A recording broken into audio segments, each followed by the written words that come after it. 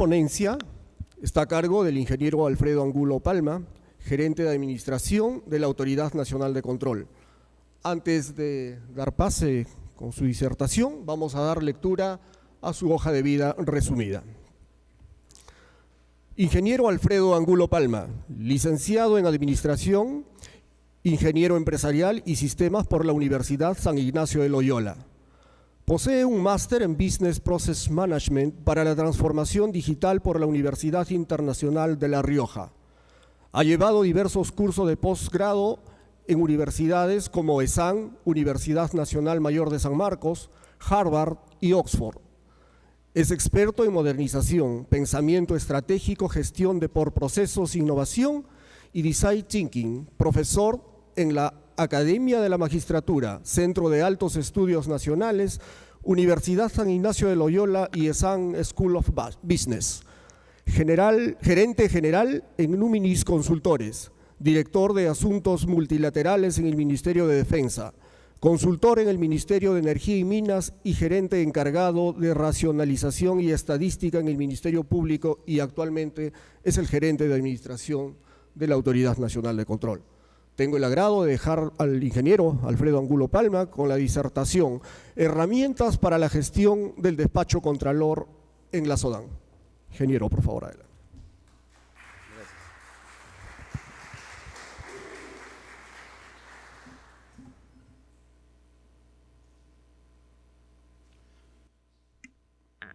Doctor Palacios, jefe de la Autoridad Nacional de Control, con su permiso.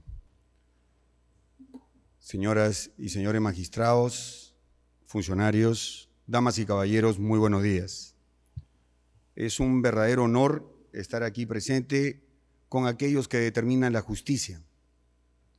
Palabra ya escasa a veces en nuestra realidad.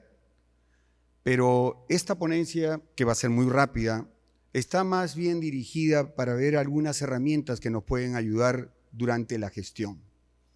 Y celebro emocionado encontrarme con personas que vienen desde más de 1.377 kilómetros al sur del país, donde comienza la patria, lugar también de donde yo vengo. Y conozco casi todos los lugares en lo que viene del ODAN, algo que en esa larga trayectoria que he tenido también me regaló más de 25 años cuando estuve en el ejército hasta que terminé como coronel de caballería. El día de hoy lo que vamos a ver básicamente está relacionado a qué herramientas podríamos utilizar dentro de lo que es la gestión del despacho. Y existe una cuestión muy particular aquí, porque desde Copérnico, que era abogado, hasta Baldor, que nos daba el libro, a veces con tantos problemas, los más grandes matemáticos del mundo han sido abogados. Por lo tanto, los números y todo lo que está relacionado con las ciencias no está ajena a la matemática, porque la matemática es una abstracción, es una interpretación que nos ha permitido llegar hasta las estrellas. Entonces, rápidamente vamos a ver tres partes durante esta ponencia que están referidos a lo que existe hoy en día en lo que es la administración, porque lo que se va a hacer eso, vamos a hacer una diferencia en lo que es la gestión también del despacho, vamos a encontrar cómo está el despacho Contralor y cuál es el futuro que nos espera. Pero para eso tenemos que saber dónde empieza esto. Antes de la Revolución Industrial, allá por 1780, 1775, todo era un desorden, hasta que dos personas aparecen, dos personas que van a dar inicio a algo que normalmente en administración se llama la administración científica. Uno, conocedor, matemático en Estados Unidos, y el otro en Francia, Henry Fayol. Ellos dos van a darse cuenta de que lo más importante es la estructura, para ese entonces, igual que la formación de las personas. Por lo tanto, existen dos palabras que hasta el día de hoy, a pesar de los tiempos, claramente han definido lo que vamos a hacer en nuestros despachos. Uno de ellos es la eficiencia, que no es otra cosa que el uso adecuado de los recursos, y la eficacia por la cual finalmente nos van a medir. Ahora, es importante también darse cuenta de que si nosotros comenzamos a ver cómo empezó esta historia, comienza con el carbón. Un país como Inglaterra, que le sobraba carbón, comenzó a darse cuenta que lo que podía mover el mundo no era otra cosa que el vapor. Y en ese primer momento de la primera revolución industrial comenzamos a hacer la producción, algo que no se hacía antes, porque todo se hacía de manera individual. Y era exquisita porque no era otra cosa que una alta y elevada forma de hacer manualmente todo. Con la primera ola comienza la modernización. La industria 0.1 que comienza ahí escala al parte 0.2, cuando en lugar simplemente de hacer las cosas como se pensaba, empieza a intervenir la electricidad. Y es particularmente en Estados Unidos que encuentra con el petróleo, con la energía eléctrica, un cambio diferencial. Y por primera vez una línea como la de Henry Ford comienza a determinar cómo se van a hacer los productos. En la tercera parte, es decir, en la industria 3.0, comienza la automatización, que no es otra cosa que la cuestión repetitiva que hacemos de algo que ya hemos encontrado una lógica. Y este es el momento a partir del 2014 en que nos encontramos viviendo, y es el impacto directo que vamos a tener en lo que hacemos, que es la industria 4.0, en que esta vez no necesitamos que alguien diga lo que se tiene que hacer, simplemente le dé un programa, un conjunto de instrucciones que le permita hacer individualmente y entre los mismos mecanismos que hemos creado puedan darse información. Eso es de por sí ya una revolución, pero más aún, todo lo que guardamos comienza a irse a un lugar que denominamos la nube, el lugar que ya no es físico, que no tenemos que guardar, que es igual al conocimiento, que no necesitamos maletas y que simplemente con aprender en el cerebro quedará para cualquier lugar y llevarlo sin problema de equipaje. Por lo tanto, hay cuestiones que van a cambiar. Por ejemplo, no necesitamos de alguien que nos dé una sola fórmula para vendernos algo. Lo podemos encontrar en internet, lo podemos encontrar en cualquier momento y en cualquier lugar. Si antes el problema era encontrar información, hoy el problema más bien es qué hacemos con tanta información, porque mucha de ella no es real.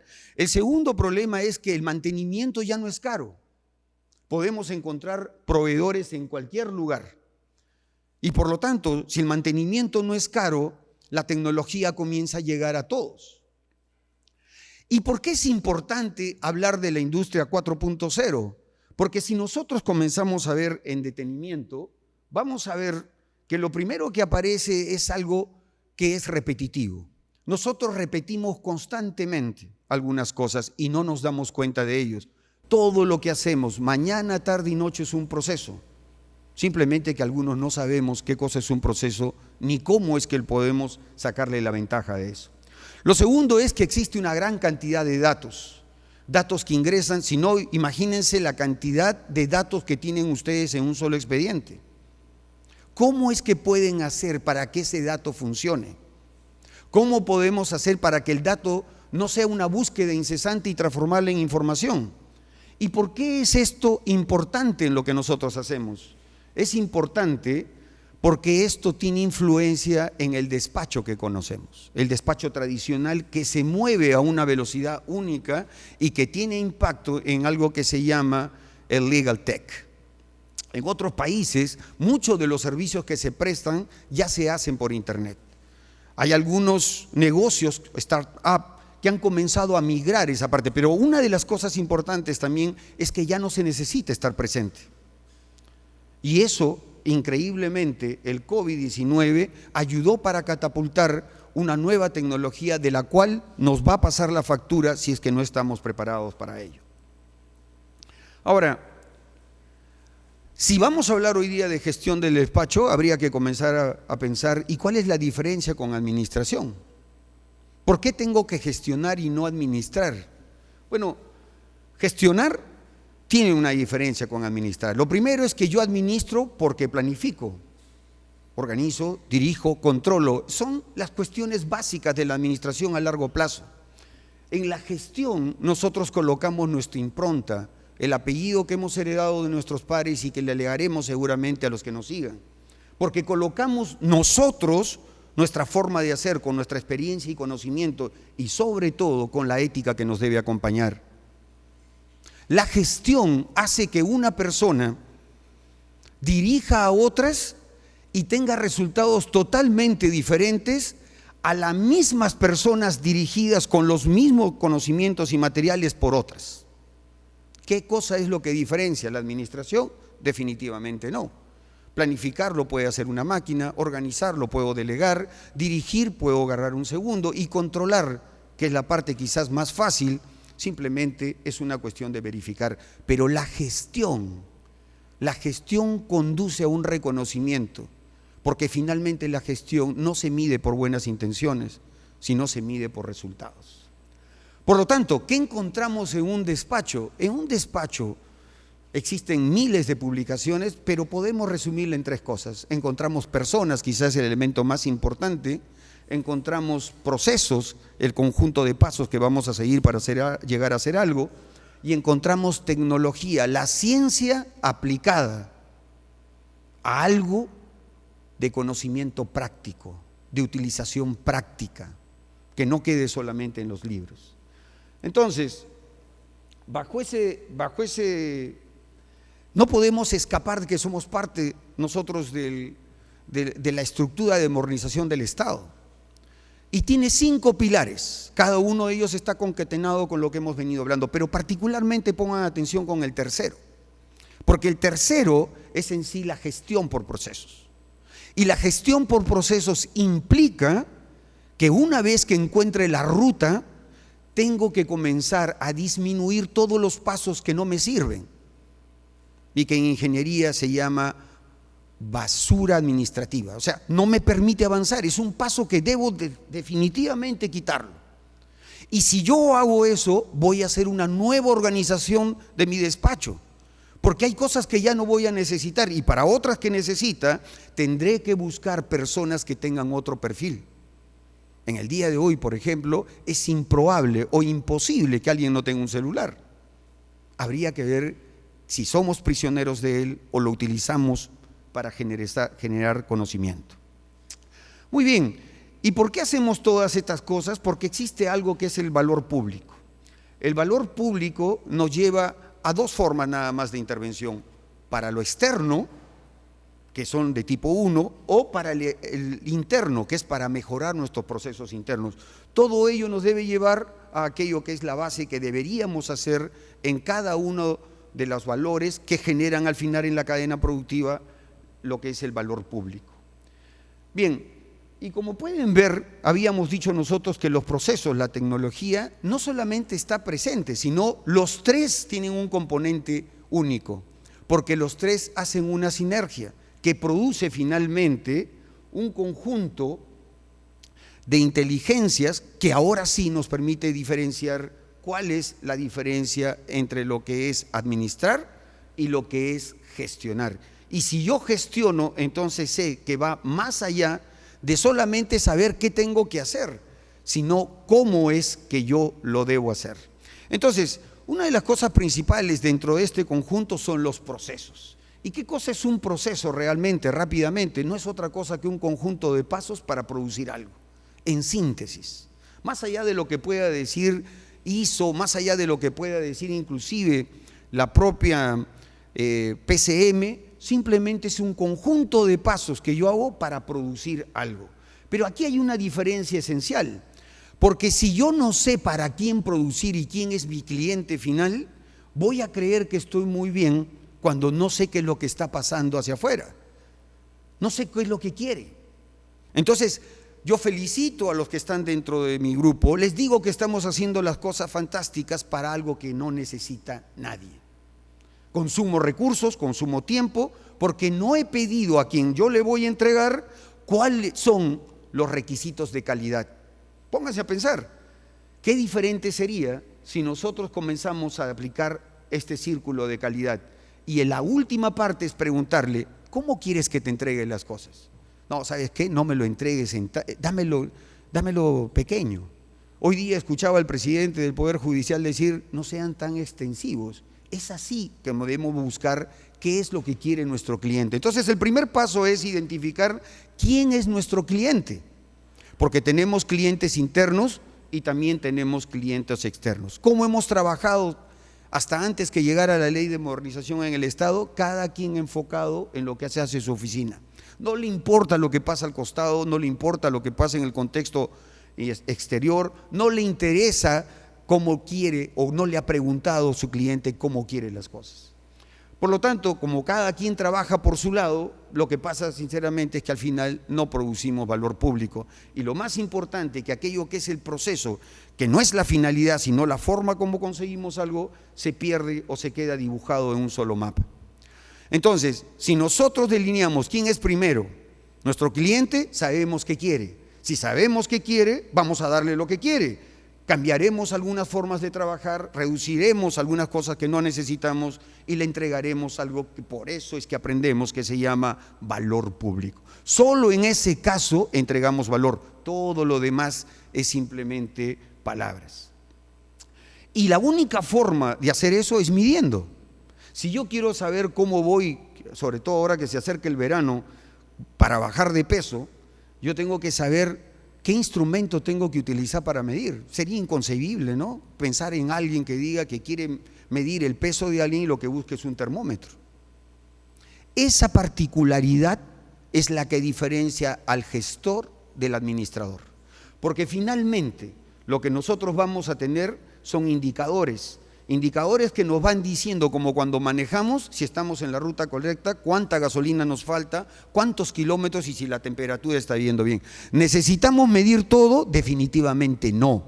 Cuando un paciente entra a ser operado, no le van a preguntar qué calidad es lo que tiene, sino le van a decir los signos vitales. Lo primero que debo hacer en mi despacho entonces es ver cuáles son los signos vitales que tengo que medir. Porque si no sé cuáles son esos signos vitales, voy a medir de todo que quizás no me sirva absolutamente para nada. Por último, en cuanto a lo que es los indicadores y hacia dónde me lleva, definitivamente es a un proceso de modernización. ¿Y qué cosa es un proceso de modernización por procesos? ¿Qué cosa es lo que finalmente nos da? Ustedes pueden recurrir a la técnica 001, la norma técnica está abierta para cualquiera, donde pueden encontrar detalles de la PCM que especifica cuáles son los pasos.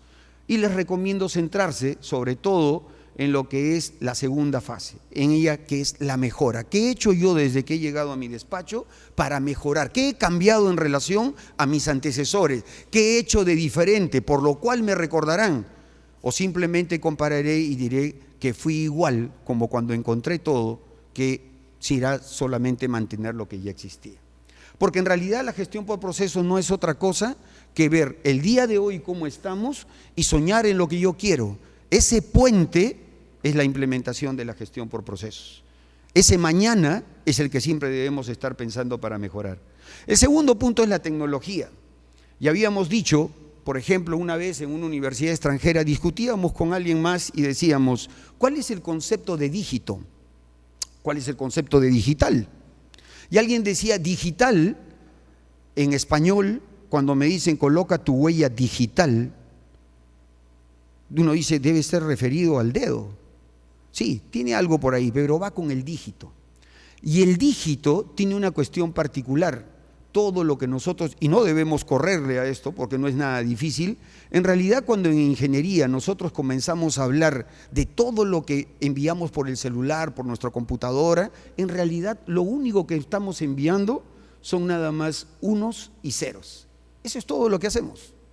Porque la computadora que no piensa, recoge en el terminal, si pasa electricidad y le pone 1, y si no pasa electricidad, pues simplemente lo coloca como 0. Por eso el sistema binario es tan apropiado para las computadoras que no saben pensar, porque el humano sigue dándole qué cosa es lo que debe hacer a través de una serie de programas.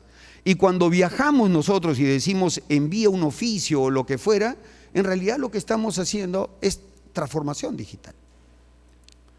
Y este término, que muchas veces se emplea de diferente manera, se puede establecer de la siguiente manera. Fíjense, si yo tengo claro particularmente qué cosa es la transformación digital, no es otra cosa que el uso de la tecnología para lograr valor público. En pocas palabras, no solamente es la parte de las computadoras, Más importante es el procesador, y el procesador solo entiende de unos y ceros. Por lo tanto, la capacidad humana está por encima de todo eso. Pero finalmente lo que vamos a hacer es ayudar al público, mejorar todo y sobre todo utilizar todos los medios que conocemos, porque la tecnología es algo que está en constante movimiento. Y la tecnología tiene que estar a nuestro servicio, no más bien nosotros tener problema con eso. Bien, entonces aquí existe un punto en el cual es el punto de quiebre de esta disertación. ¿Cuál es la diferencia entre datos, información y conocimiento? Es que existe una lógica. Primero extraigo el dato, 48 grados, 57 expedientes, 8 de la mañana tarde, y todo eso lo junto con unos mecanismos de criterios y logro yo algo que se llama información. La información no es igual al dato, pero lo que es más importante todavía, cuando yo ya he dominado lo que es el dato y la información, lo que yo voy a tener es conocimiento. Yo produzco conocimiento estructural y lo escribo en mis normas, en mis directivas, en todo aquello que yo necesito, porque si solamente es personal, cuando yo me vaya de mi oficina, me llevaré el conocimiento conmigo. Entonces lo que buscamos aquí en la Autoridad Nacional de Control, bajo una política que la podemos encontrar de la jefatura cuando asumió el puesto, claramente entendemos que lo que buscamos es desarrollar información y por eso es que estamos aquí, porque al final del día lo que vamos a obtener es conocimiento. Y para eso lo que tenemos que hacer es constantemente medir, que esta vez nos sirva a nosotros el conocimiento. Y por último lo que tenemos son personas, quizás, qué duda cabe, lo más importante. Y aquí es bueno resaltar algo de servir. Servir dice que dentro de todo lo que nosotros vemos hay alguna cuestión básica que se llama liderazgo. Ustedes son líderes por naturaleza. Ojo que la jerarquía y el puesto no necesariamente dan las condiciones de líder. Pero el líder es algo distinto. Y lo que van a necesitar ustedes es caminar con el liderazgo. ¿Por qué? Porque finalmente el liderazgo conduce. El liderazgo nos enamora de un proyecto, nos hace creer que somos parte de él. El líder no se excusa con lo que hace alguien mal de su equipo. El líder lo incentiva, el líder saca lo mejor de él. Y cuando cree en ese proyecto, comienza a sentir orgullo. Y cuando siente orgullo, todas las aptitudes que vienen comienzan a aparecer. Porque la libertad de pensamiento y el derecho a equivocarse es algo que tenemos que incrustar en nuestra nueva cultura en la Autoridad Nacional de Control. ¿Cómo nos podemos equivocar cuando a alguien le puede pasar una desgracia profesional, cuando digamos que no debería continuar en la carrera? Eso es lo que tenemos que evitar para adentro. Y tenemos que asumir todo lo que se equivoquen los demás, porque finalmente esa es nuestra equivocación. Algo hicimos mal. Finalmente, si un líder puede conducir, un líder también puede ser un mal conductor. Y aquí viene un desencuentro entre lo que yo predico y lo que hago, en lo que yo exijo y no puedo hacer, en lo que yo digo para el resto hacia afuera y lo que digo al interior de mi grupo. El líder bueno es aquel que hace lo contrario. ¿Por qué? Porque lo que hace es felicitar en público y criticar en privado. Por lo tanto, un líder innovador, un líder nuevo, un líder que sepa, un líder que conozca, un líder que conduzca, es lo que nosotros finalmente necesitamos en esta nueva invención que estamos haciendo cuando estamos comenzando a tocar la historia de algo que nos ha colocado en algún momento el destino a todos los que estamos aquí. Y yo creo que estaba escrito que teníamos que encontrarnos para que esto sucediera. Porque ante algo nuevo tenemos que tener herramientas, pero el núcleo básico de gestión continúa siendo el despacho, que es el lugar donde emana todo el conocimiento final. Entonces, podemos llegar a algunas conclusiones, ¿no? La primera de ellas está relacionada, y en realidad vamos a colocar todas. La primera que tenemos que pensar es que finalmente tenemos que conducirnos por procesos. Porque el proceso nos lleva a una simplificación, a una mejora continua y porque todo aquello que ya no sirve no va a ser parte ya de mi despacho. El segundo es que la tecnología no nos debe a nosotros asustar. A lo contrario, debería ser el puente que nos catapulte a hacer las cosas mejores. Y otro punto más es el liderazgo, más importante que la tecnología. La idea antes de la acción, el concepto antes del movimiento. Porque sin concepto y sin dirección, todo lo que hagamos no tendrá sentido. Decirle y contarle a alguien ciertamente lo que quiere, pero diciéndole qué cosa realmente es lo que quiere y por qué lo debe hacer. Más allá de los procesos, más allá de la tecnología, sin liderazgo, es como siguiéramos solamente a la jerarquía. Y no necesariamente está acompañado de una persona que pueda darnos un resultado distinto. Finalmente, no nos hemos quedado solamente en palabras. Tal como lo dijo en su exposición el jefe de la Autoridad Nacional de Control, hoy tenemos una nueva página web en la cual es mucho más fácil. Nuestra unidad de tecnología de la información ha estado trabajando muy duro junto con nuestros jueces, con nuestros contralores, con nuestros magistrados, preguntándole cómo podríamos cambiar la página, cómo podríamos hacerlo diferente. Existen algunas y como pueden apreciar al lado izquierdo también tenemos un nuevo aplicativo que en su primera versión solamente es para quejas, donde le demuestra a la persona, simplemente colocando una foto de su expediente, aparece todo el listado y puede preguntar dónde está. Esto posteriormente se le va a hacer conocer con un instructivo. Y abajo en la parte de verde que ustedes pueden encontrar, bueno, para aquellos que piensan que las ideas se pierden, tenemos un banco de proyectos que cualquiera de ustedes puede ponerlo en esa dirección, en ese banco de proyectos que tenemos pensado con el doctor Palacios para el próximo año y que por eso estamos peleando por mayor presupuesto, todos aquellos que tengan ideas de cambio, por muy extravagante que parezca, todos aquellos que quieran tocar la historia para el futuro, todos aquellos que crean que se pueden hacer mejor las cosas, los invitamos a que nos llamen o nos inviten. Veremos la forma como podemos gestionarlo y ayudar a que su despacho sea cada día mejor. Finalmente, es un privilegio estar ante aquellos que no solamente imparten justicia, sino que también controlan la justicia. Y hablábamos nosotros de la gestión, el cómo hacerlo es algo diferente. Hoy es nuevo, de aquí saldrá todo esto. La oficina y en general la gerencia de administración, con todos los que estamos aquí presentes, estamos para apoyarlos. Sé que tienen todos muchas necesidades, con algunos solo nos conocemos por oficios, pero créanme que estamos haciendo, sin que se note, varias cosas y que pronto lo verán resumido en el informe que se presentará en su debido momento de todo lo que ha hecho la gestión encabezada por el jefe de la Autoridad Nacional de Control. Y quedamos siempre a sus órdenes, pensando siempre en que mañana podemos hacer diferente a lo que sucedió el día de ayer. Muchas gracias, muy amables.